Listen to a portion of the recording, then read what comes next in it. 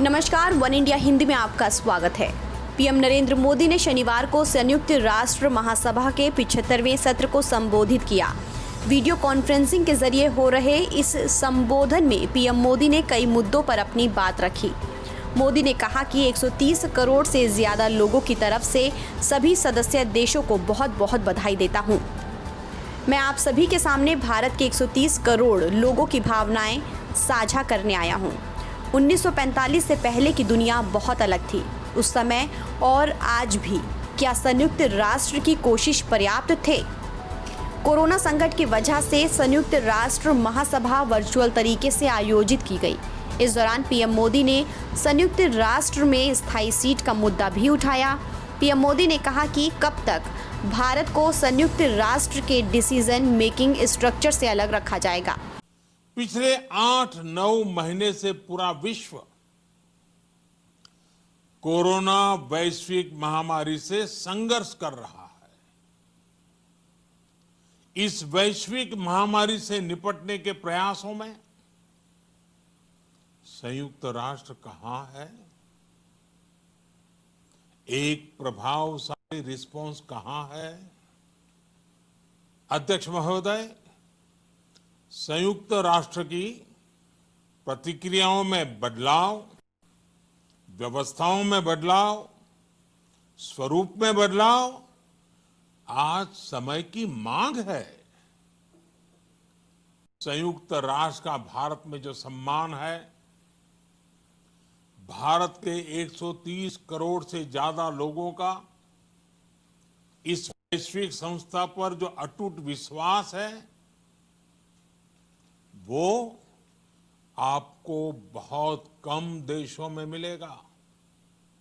लेकिन ये भी उतनी ही बड़ी सच्चाई है कि भारत के लोग संयुक्त राष्ट्र के रिफॉर्म को लेकर जो प्रोसेस चल रहा है, उसके पूरा होने का बहुत लंबे समय से इंतजार कर रहे हैं।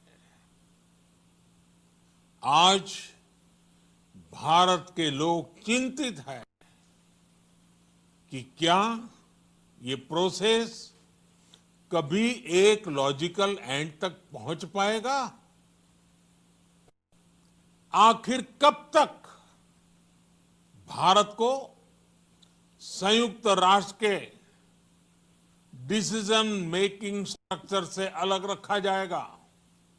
इसके अलावा आतंकवाद पर कटाक्ष करते हुए पीएम मोदी ने अपने संबोधन में कहा कि ये बात सही है कि कहने को तो तीसरा विश्व युद्ध नहीं हुआ, लेकिन इस बात को नकार नहीं सकते कि कई युद्ध हुए, अनेकों गृह युद्ध भी हुए।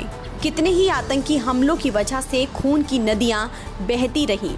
संयुक्त राष्ट्र महासभा में आतंकवाद पर बोलते हुए पीएम मोदी ने कहा कि वो लाखों मासूम बच्चे जिन्हें दुनिया पर छा जाना था, वो दुनिया छोड़कर चले गए। कई लोगों को सपनों का घर छोड़ना पड़ा। उस समय संयुक्त राष्ट्र की कोशिशें क्या पर्याप्त थीं? संयुक्त राष्ट्र के कामों पर सवाल खड़े करते हुए पीएम मोदी ने कहा कि पिछले 8-9 महीनों से पूरी दुनिया कोरोना वैश्विक महामारी से संघर्ष कर रही है। इस वैश्विक महामारी से निपटने की कोशिशों में संयुक्त राष्ट्र कहां है? संयुक्त राष्ट्र की प्रतिक्रियाओं में बदलाव, व्यवस्थाओं में बदलाव, स्वरूप में बदलाव आज समय की मांग है। सबसे बड़े वैक्सीन उत्पादक देश के तौर पर आज मैं वैश्विक समुदाय को एक और आश्वासन देना चाहता हूं।